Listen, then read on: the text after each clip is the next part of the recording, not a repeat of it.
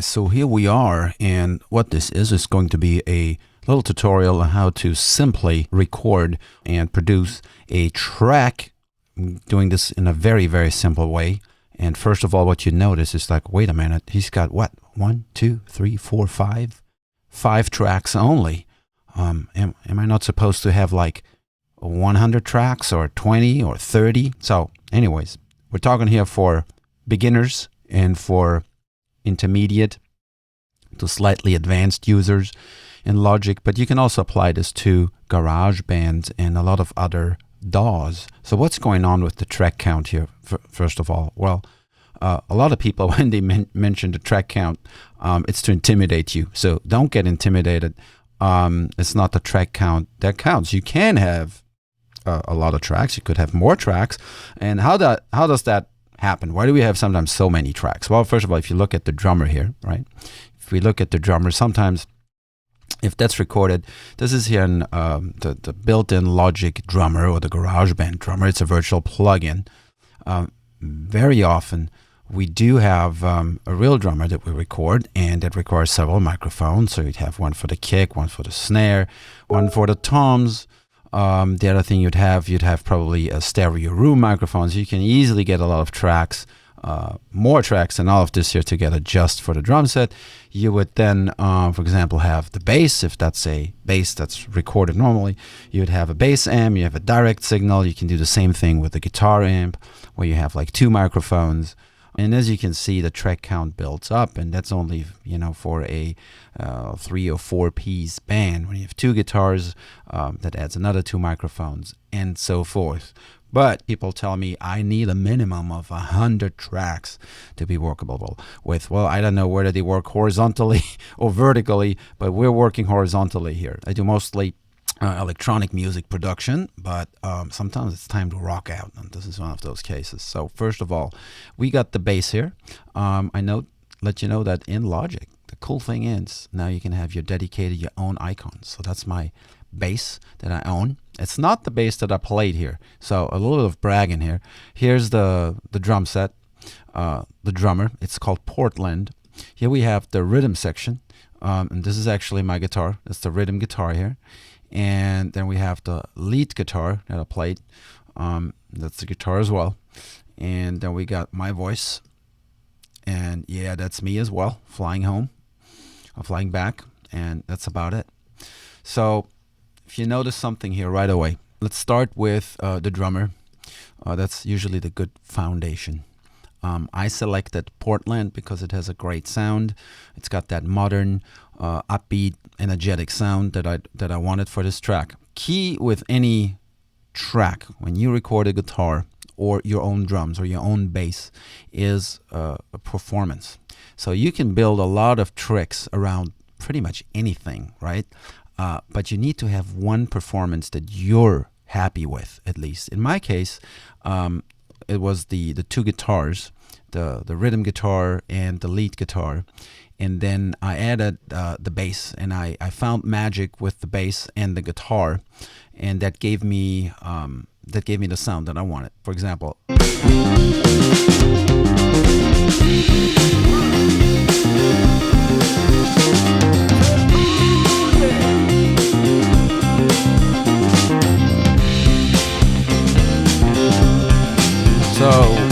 So I really liked the way I played it. I'm not saying I liked the way I'm playing. I just liked the way I played there. I think I really rocked here. And then I have the acoustic guitars right here. So this is not the acoustic, I'm sorry, the rhythm guitar. All right. I selected different colors for everything, and a little bit of a patchwork up here with the bass is only happening because what I did, it's a MIDI bass. I'm a bass player by trade, but I was traveling with the laptop. So you saw that one picture with me on the airplane here, and I was actually traveling. That's where I did the bass line. So I didn't have a bass with me, I started with a bass that was just hitting the root note when I actually recorded that C root note. When I actually recorded that guitar over it worked fine. But then, of course, to do a track, I started working on the bass track, and came up with a sound that I liked. Let's check out what that is. So the bass here is native instrument. It's Contact 5. Let me bring it up for you. So now you're saying, well, geez, this is a plugin I don't have. There are other plugins in Logic and in GarageBand that simulate a bass. I'm not a big fan of emulating guitars and basses and things like that. It works sometimes, and when it works, I use it. So sometimes you get lucky, and especially blending it in other instruments, it can work. Magnify this here, even though they're very similar. If you look at the structure, each of them were adjusted to what I'm playing with the guitar, and then I also adjusted the drummer. So I start with one pattern that's pretty much works for everything, but then how do you get the musicality into it so it doesn't sound like a robot? And that's what I did with the bass. We can, for example, just listen to here, for example. All right, so we're selecting 4 of those here, and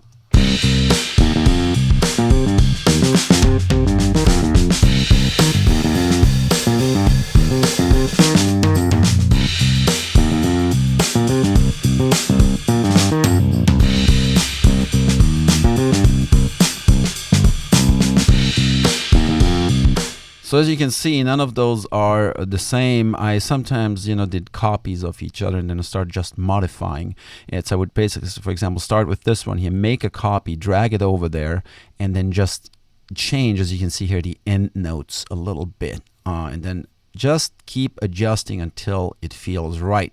Of course, it's a lot more work, but it's a lot of fun. So I didn't feel like it was a lot of work. It was just like, you know what, I'm just playing around with the bass and have a lot of fun with that. So it was a lot of fun programming that bass. I can take you to the back where it's just the bass, the drums, how it ends. And that's also far from being the same thing.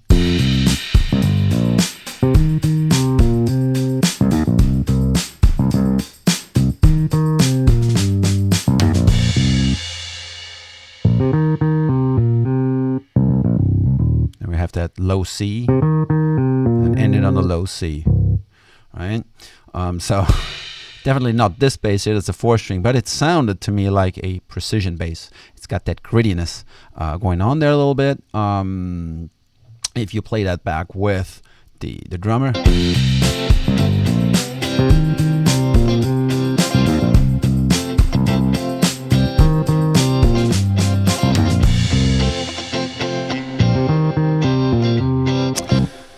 So yeah, quickly a word in regards to rhythm guitar here. The rhythm guitar, I played it, that's a folder recording, so you can loop, you play the same thing over and over. I did play the same thing over and over, and all of these are the same, and here as well. And I picked 2, I could have picked all of them sort of, just for the simplicity of editing. I picked one here. That goes for 1, 2, 3, 4 bars, and then the next one goes for 1, 2, 3, 4 bars as well. And you'll see that throughout the song. It just gives it a little bit more, life-likeness. So it's not just one 4-bar pattern. It's like we have 2 8-bar patterns that play the same thing, but there's that human aspect going on in there. Lead guitar is really, there's not much to say about that. It's, that's just my playing. You like it or you don't, but what I did is I made sure that the bass line follows it. I'm going to look for that part really quick.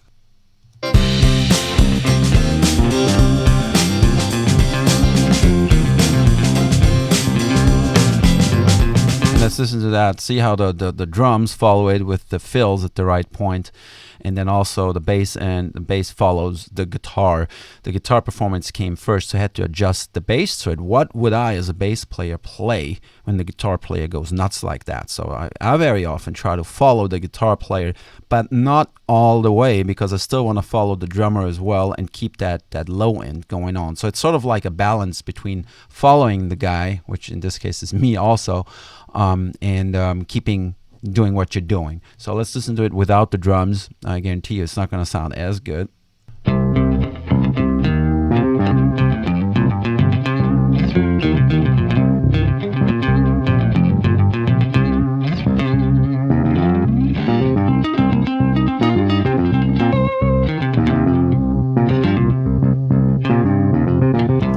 So anyways, you can go nuts with that. There's so many variations you can do. Obviously, you can sit there a long time, but I was pretty happy with it. Keep in mind, you want to have fun when you work on these tracks. That's very important. If you're doing these things and you're not really having fun, then it's not the right track for you. So then what else do we do? So I have an audio recording here where I'm adding a little bit of like, yeah, that gives it that broad daylight, that morning feeling. And I actually recorded this with the Mac microphone and some headphones, and I knew the sound was not going to be great. It's just a stereo microphone in there, so I recorded just so I knew where I was going to put it. And then I went back and took my Zoom H6, which is a very good mono and stereo recorder. I used the capsule for the MS capsule. And set it to mono. It has excellent recording quality, especially if you blend the vocals into the back like that, where they're not forefront.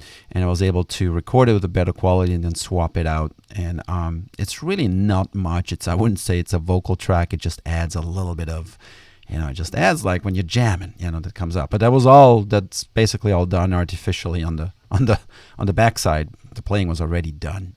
Again, what I did here, I recolored my bass variations here. So if you look at these two again, I'm jumping all over the subject, but I just want you to.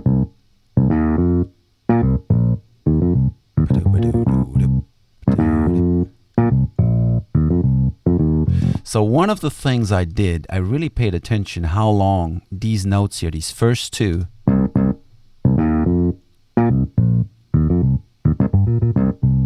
So sometimes it would sound too over the top if this is longer. Sometimes it would sound, just a bit mechanical. Sometimes too short. I had to lengthen these ones on some of them, shorten these ones on some of them. If we check this one out here, this one here, if you check that. So here the second note here is longer. So I went with the feel of the song. When you play that, all of that happens naturally. You don't have to overthink it. But unfortunately, when you program and you want sort of a natural performance in the whole song, doesn't mean that in standalone mode it sounds perfect. Such so.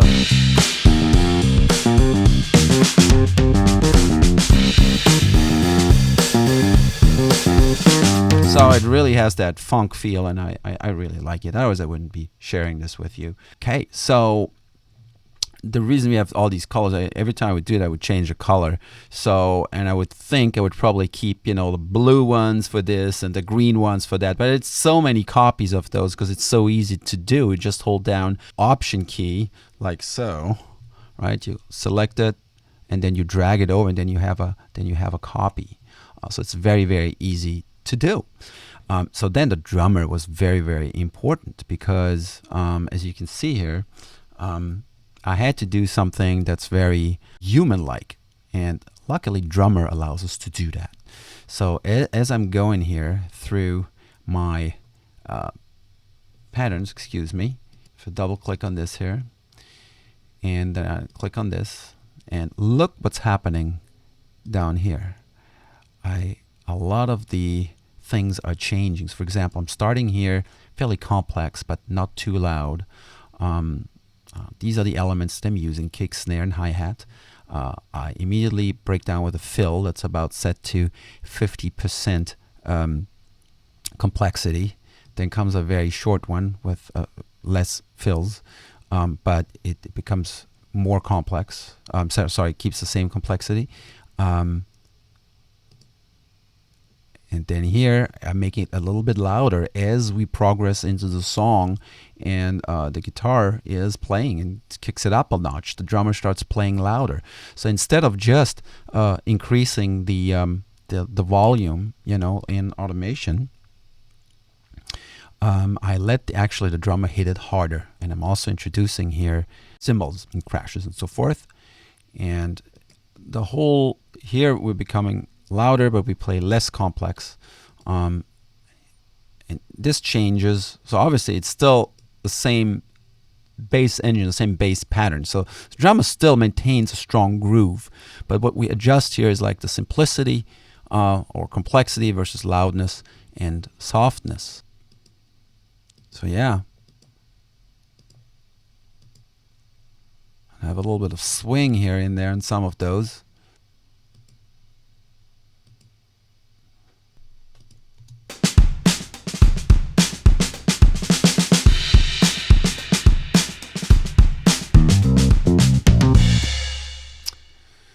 So yeah, so this is one of the nice things with drummer that you can do. You can really work with that. Now the other thing is you could very easily take this drummer now and turn it into a MIDI track. For example, I'm putting this on the wrong track, but you would have your MIDI notes right here, and then you could edit those as well, right? Great thing. That would be the next level, but I really like how the drummer sounded. It sounded natural to me. I could totally work with that. Groove track. All right, so I set the drummer to groove track. It worked right away with the guitar. I didn't have to do anything on the guitar, my lead guitar, nor the voice, nor the bass. I did deploy it on the rhythm guitar because it was originally recorded to an ultra beat, to something that was a little bit more mechanical. I wanted it to follow this more natural drummer a little bit better, so you can get away. Even though if you have let's say a performance that's excellent, sometimes you change something and it's like, well, I can't change that because I'm already locked in here. My guitar rhythm has already that feel. You still can do that. My advice here is let your ear be the judge, because sometimes, you know, the computer analyzes something. It doesn't mean it's going to be 100% right. It might not interpret it right. For example, it didn't work on the bass very well. So on the bass, I set it to swing, applied a little bit of swing, I think a swing B. Yeah, so I have the 16th notes here. So I have a 16th note swing B, and we can double check that here. I think it was B. Yes, so nothing changes. If it would have been A, it would have changed. Yes, so I'm going to undo that. Comes a little bit later on the 16th notes, and that was exactly what I felt was right, and was also able. Sometimes what you can do is you can actually look at the files. If you go big enough, you can actually see how they line up, and they line up pretty well. And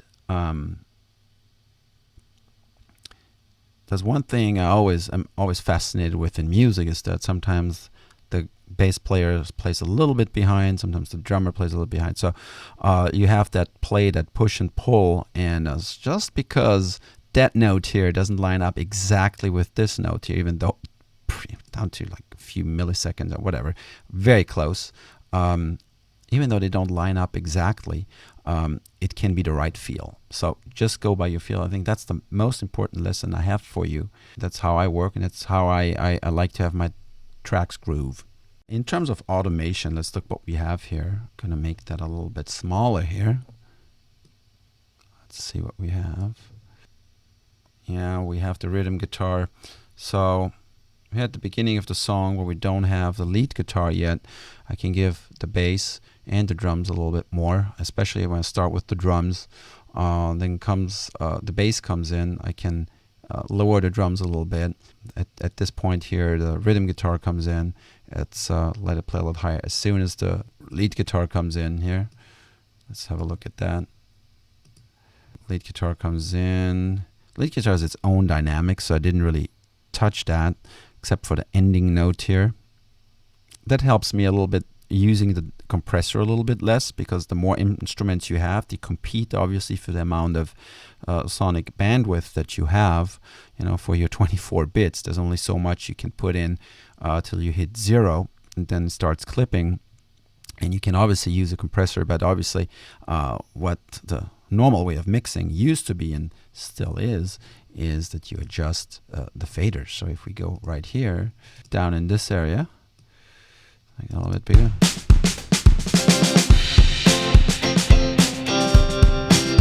Small adjustment here. Then we're gonna drop it here. So that's here.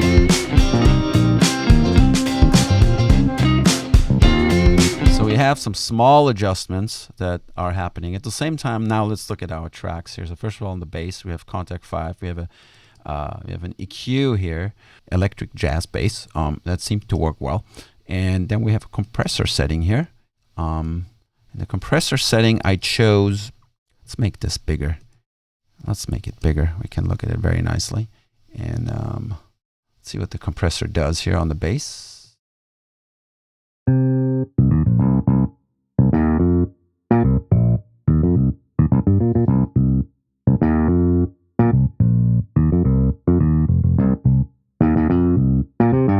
So I got my attack set to 5 milliseconds, and my release is auto. I usually use around 100. As a good way to checking it is like if the quickness, the way the needle moves back.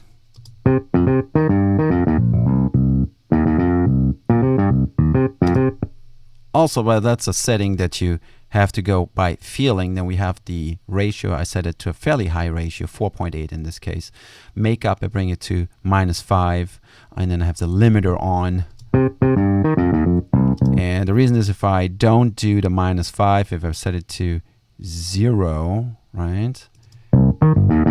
That limiter is on permanently, and when you do that, you gotta ask yourself what type of distortion you want to introduce on that sort of analog modeling limiter. It just worked out better to just not have it clip or limit so much.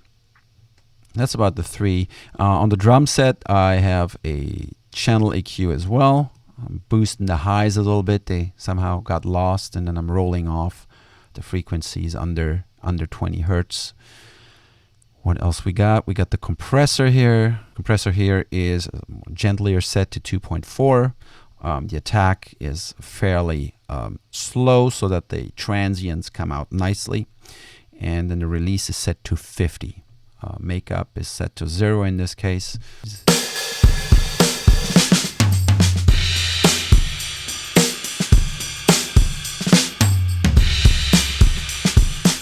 All right. We have the rhythm guitar. I'm actually using, recorded it dry at that time. So I'm using the Guitar Amp Pro. Here are the settings. Nothing special. I just like that you can work with treble, mids, and so forth. So I was just adjusting it till it felt right. Let's listen to the rhythm guitar by itself.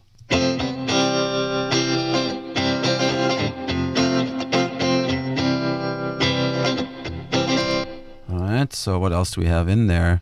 We have a little bit of a tremolo built in here. That's why it sounds a bit wobbly. Not the perfect guitar tone. It could sound quite a bit warmer and thicker. But again, in a track like that, sometimes you want to push things into the background a little bit. You don't want to have the massive thickness on every single thing. You have to keep in mind that if everything is thick and massive, they're going to compete against each other. Let's look at this. Here's what I did here.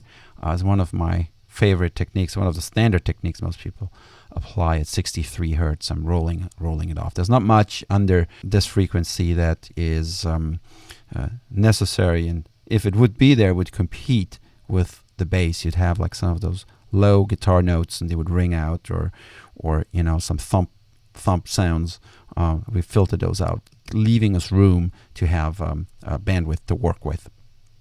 I call it bandwidth, dynamic range, so to speak. Then we have the lead guitar. On the lead guitar, I had some serious noise problems, so I applied a plugin called noise reduction, where you can measure the sound, measure the noise, and then reduce that noise. And if you're constantly playing, how do you find that noise? Well, what I did, I found a space where there was noise everywhere. It was from the cable or something like that. I found a space that I would loop. It would be here, something like this. And if I turn this off, that's what it is, right? So it's much, much less than if you have the actual guitar playing.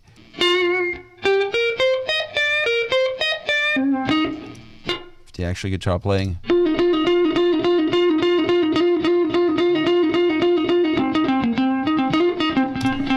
So you still get a little bit of that, but look, it's an analog instrument and it's deep in there, so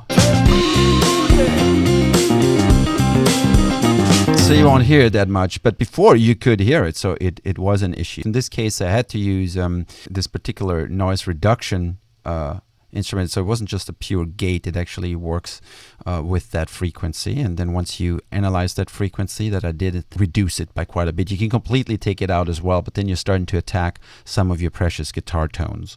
Again, to be used with caution. Let me go back to the mixer.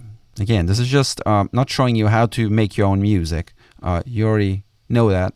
It's just showing you some tricks of the trade for something very simple.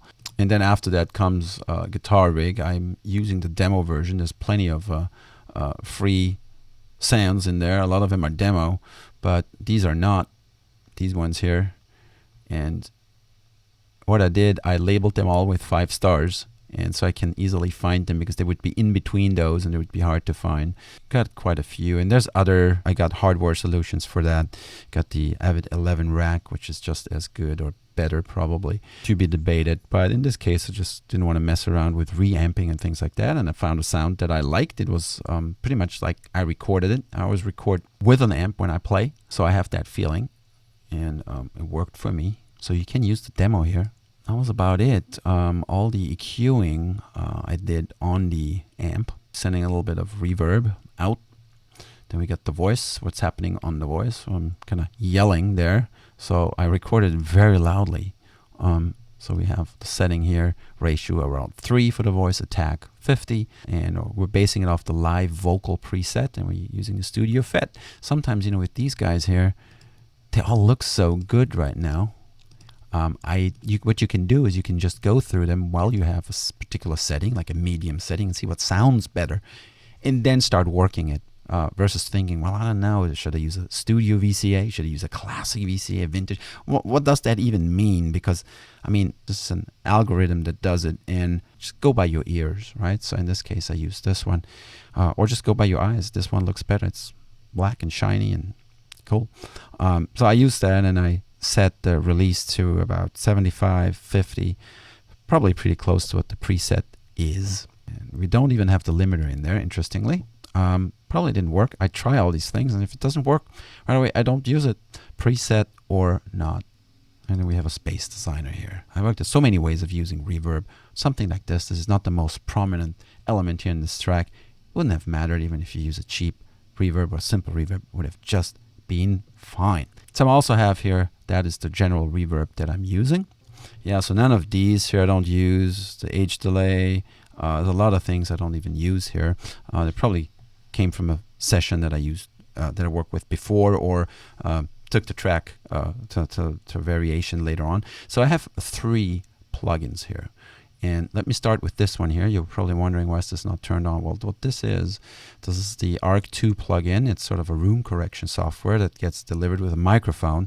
While working, while mixing, I'm using that because, you know, my room, there are some issues here in the recording room, in the listening room, and that corrects it. Obviously, it corrects it so that it sounds normal when you listen to it in perfect listening conditions.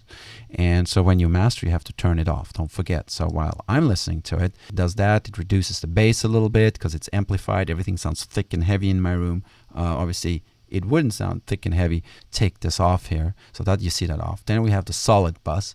That is a plugin. Bring you out here by Native Instruments.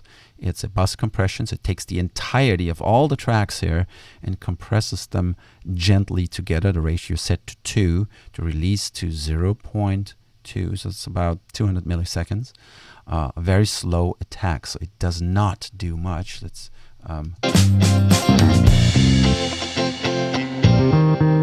even at when the track is going in full gusto here.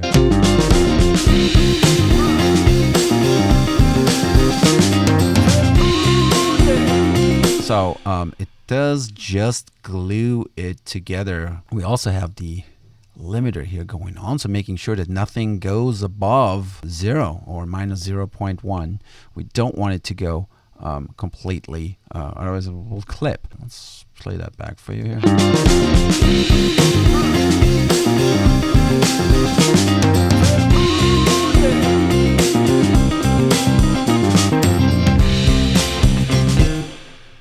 And And so here you have the gain. It basically says how much of the signal is being sent. We are a little bit over here, by the way. It says how much is being sent to the limiter, and with the limiter, then basically compressing it very, very fast. So it wrestles it down to 0 dB. Some people have that very high. I usually like very gentle settings here, so it doesn't hit that limiter so hard, it doesn't get squashed and squeezed. Here, after trying a few settings, 2.3 dB seemed right. 3 was way too high. 1 didn't quite have that punch for that track. Now, if you have it mastered, if you have your track mastered later, I would set that to a very, very minimal setting, so it just makes sure that it doesn't go over 0 dB, but you don't want to have that extra squish. It's going to be not as loud, but it's going to be much easier on your mastering engineer. The other thing you could do is you can actually reduce the whole volume here, take out the limiter completely, make sure you record your mix in 24 bits, and that has enough headroom then for the mastering engineer to deal with it. So that would actually be the professional way to do it. Don't apply any limiting, and don't apply any compression when handing over a mix to a mastering engineer. That concludes it. You get an idea on how to work in any DAW, or specifically in Logic X and Drummer. The nice thing about Logic X and GarageBand is it has that drummer here, and that helped me out a lot. I also have Native Instruments Studio Drummer. I have the 60s drummer. I think I have a little bit of the 70s drummer in Machine 2. But to quickly get results, I really like that, because I was able to do quick phrase changes. Every time you hack it up, it puts, every time you split a pattern here, it puts like the fill. It puts the fill right. It puts another fill right here. You can change every setting for every feel and every intensity here without having to reprogram MIDI notes, MIDI velocities, and so forth. Doesn't work all the time. In this case, it did. Thanks very much. Please hit me up with your questions. Again, this is our Logic session here and a little bit of a workflow review. All right, bye.